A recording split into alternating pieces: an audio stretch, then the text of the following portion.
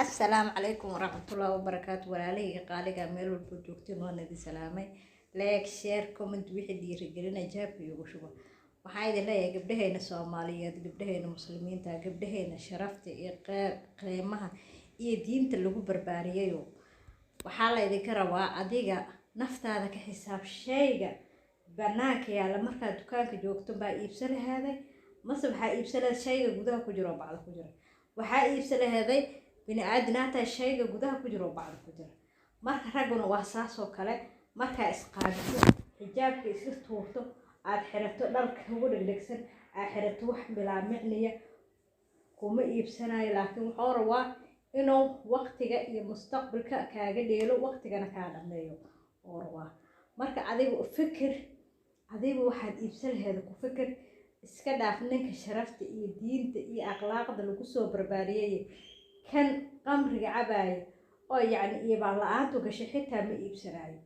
ma iibsanayo wuxuu rabaa mid dheemanka oo asturan oo edeb tale oo jilbaab kale oo gurigooda ku jirta oo rabaa adiga isweydii waxaad ka tahay mas'uul sharafta walaalka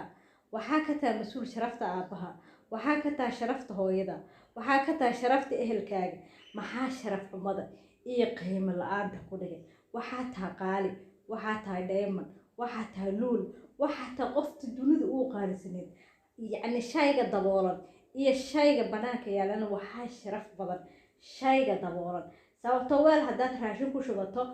aan aad dabool caadi saarin hadhow ma cunaysid laakiin haddaad dabool saarto oo soo noqotid daboolku waad ka qaadanaysaa waad cunaysaa ku xisaabtan gabaray inaad saas tahay ku xisaabtan dabool jirkaaga qaaliga dabool jirkaaga quruxda badan dabool qiimigaaga iyo sharaftaada meelha uga dhicin qiimigaaga iyo sharaftaada walaalahaagana meelha uga dhicin assalaamu calaykum waraxmatullaahi wabarakaatu wixii waana nawaa'iga intaas wixii kalena waan idin soo gudbinayaa waan isla soconaynaa عن أبي موسى الأشعري رضي الله عنه قال قال رسول الله صلى الله عليه وسلم مثل الذي يذكر ربه والذي لا يذكر ربه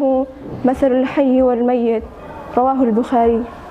waxaa laga wariyay Abu Musa al-Ash'ari Allah ka raali noqday inuu yiri wuxuu yiri suubana naxariisii nabadgelyo korkiisa ha ahaatee kuwa Allah xusa iyo kuwan Allah xusin waxay kala yihiin qof nool iyo qof dhintay waxaa wariyay Bukhari. Abu Musa al-Ash'ari, may Allah be pleased with him, reported that the Prophet, peace and blessings be upon him, said, the similitude of the one who remembers his God and the one who does not remember him is like that of the living and death. Narrated by Bukhari. عن أبي هريرة رضي الله عنه قال قال رسول الله صلى الله عليه وسلم ما من قوم يقومون من مجلس لا يذكرون الله فيه إلا قاموا عن مثل جيفة حمار وكان لهم حسرة رواه أبو داود. أبو هريرة waxaa laga wariyay Allah ka raali noqday inuu yiri wuxuu yiri xabiibkeena nabadgeliyo naxariis korkiisa ha ahaatee dad ma jiraan majlis ka kacaya ama meel la fadhiyo ilaahayna aysan ku xusaynin meesha ay fadhiyaan ama majliskaas way ka istaagan ayada oo majliskaas uu la mid yahay dameer baqtiyay oo kale arrinkaana wuxuu u noqonayaa qoomamo waxaa wariyay Abu Daud. Abu Hurairah, may Allah be pleased with him, reported, Messenger of Allah sallallahu alaihi wasallam said, those people who live in a gathering in which they have not remembered Allah, we will conclude as if it has four orders similar to that of a rattan, of a carcass, of a donkey, and it will be a cause of a grief to them. Narrated by Abu Dawud. روى مسلم في صحيحه عن أبي هريرة رضي الله عنه أن النبي صلى الله عليه وسلم قال خير العمل أن تفارق الدنيا ولسانك رضب من ذكر الله. waxaa laga wariyay Abi Hurayra Allah ka raali noqday inuu yiri suubanaha nabadgeliyo naxariis dushiisa ha ahaatee waxa ugu qayr badan amal ina faaruqdid adduunkan carabkaaga oo ka qoyan yahay xuska Allah.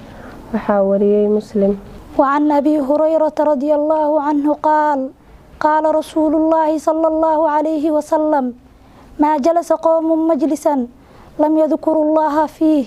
ولم يصلوا على نبيهم إلا كان عليهم ترة فإن شاء عذبهم وإن شاء غفر لهم رواه الترمذي. waxaa laga wariyay Abi Hurayra Allah ka raali noqday inuu yiri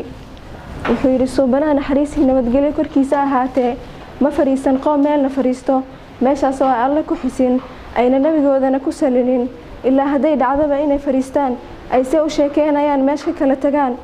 waxaa ahaaday dushooda qaan ayaa dushooda ahaanaysa alla weyne hadduu doono wuu cadaabayaa hadduu doonana wuu u dambi dhaafayaa waxaa weri Tirmidhi. Abu Huraira, may Allah be pleased with him, reported that the messenger, peace and blessings be upon him, said, whenever a group of people sit in a gathering in which they do not remember Allah, the exalted nor supplicate to elevate the rank of their prophet, such a gathering will be a cause of grief to them. If Allah wills, He will punish them, and if He wills, He will forgive them. Narrated by Tirmidhi. قال الله تبارك وتعالى والذاكرين الله كثيرا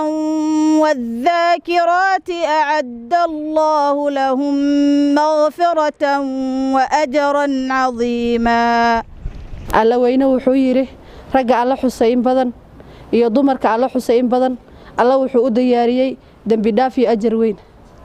Allah subhanahu wa ta'ala says in his holy book, the men who remember Allah often and the women who do so, for them Allah has prepared forgiveness and a great reward. وعن أبي هريرة رضي الله عنه أن رسول الله صلى الله عليه وسلم قال يقول الله تعالى أنا عند ظن عبدي بي وأنا معه إذا ذكرني فإن ذكرني في نفسه ذكرته في نفسي وإن ذكرني في ملأ ذكرته في ملأ خير منهم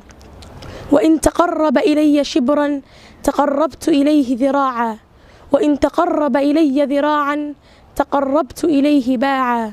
وإن أتاني يمشي أتيته هرولة متفق عليه. waxaa halkan noogu soo gabagaboobay barnaamijka ay noo soo diyaariyeen walaalaha istawsuu binnisaa'i khayra oo ah gabdho ku midoobay faafinta diinta islaamka. fadlan hadaa ku cusubta YouTube channelkeena subscribe and like. Please share and comment for more beautiful videos. Thank you again. يا ربي فاجمع على الإيمان أفئدة تاقت إلى جنة طابت أراضيها أبلغ من الأرض قاصيها ودانيها لا آلئ النور قد جاءت نواديها هم أهل ذكر وللرحمن قد نذروا حياتهم فلرب الكون ما فيها أبلغ من الأرض قاصيها ودانيها لا آلئ النور قد جاءت نواديها هم أهل ذكر وللرحمن قد نذروا حياتهم